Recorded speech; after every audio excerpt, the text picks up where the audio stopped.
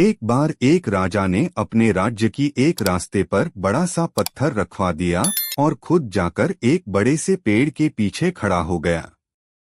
और चुपकर उसे रास्ते पर नजर रखने लगा, यह देखने के लिए कि कौन उसे बड़े से पत्थर को रास्ते से हटता है। थोड़ी देर के बाद उसे रास्ते पर कुछ लोग आते हैं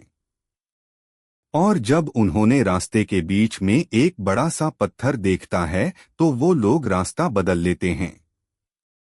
और दूसरे रास्ते से चले जाते हैं।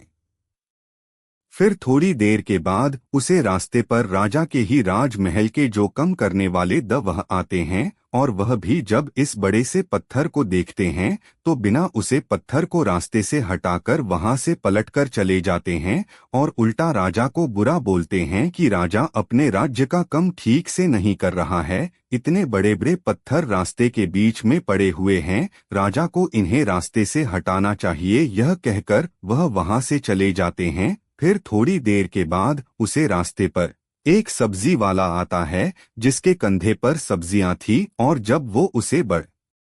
ऐसे पत्थर को देखता है तो वह अपने कंधे से सब्जियों का बुरा नीचे रखकर उसे पत्थर को हटाने की कोशिश करता है और बहुत मेहनत के बाद वह उसे बड़े से पत्थर को रास्ते से हटा देता है। वह जैसे ही उसे पत्थर को रास्ते से हटता है तो पत्थर के नीचे बहुत सारे सोने के सिक्के और एक चिक्की राखी हुई थी जिसमें लिखा था कि यह इनाम राजा की तरफ से पत्थर हटाने वाले के लिए। और यह सब होते हुए पेड़ के पीछे से राजा खुद देख रहा था। राजा उसे आदमी के पास जाता है और उसे आदमी को राजा अपने महल का सबसे खास आदमी बना लेता है। इस